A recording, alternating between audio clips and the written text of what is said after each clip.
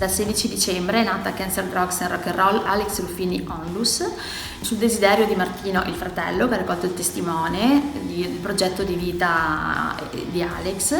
e quindi stiamo proseguendo il suo cammino di raccolta fondi per aiutare le varie realtà. In questo momento stiamo aiutando a Vapo di Venezia.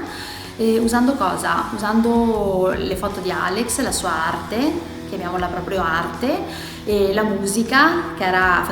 il secondo amore della sua vita, e quindi coniugando questi due, o alternandoli, questi due aspetti dell'arte, cerchiamo di raccogliere appunto fondi per queste associazioni che aiutano le persone in difficoltà.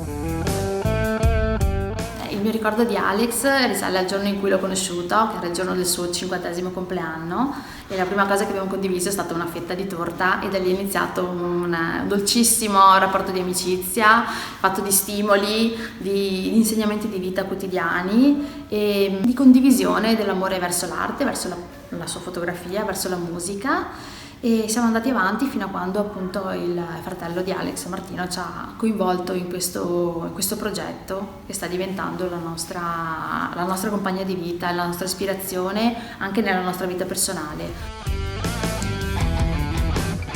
Oggi le foto di Alex parlano per lui? Sicuramente sì, sono pezzi della sua vita, momenti di rapporto con questi artisti che ha fotografato, sono proprio secondo me dei dialoghi molto personali che però ci ha regalato e che rimangono fissati nel tempo per chiunque possa goderne, anche senza conoscere l'artista, però io credo che proprio quel momento magico sia leggibile a tutti.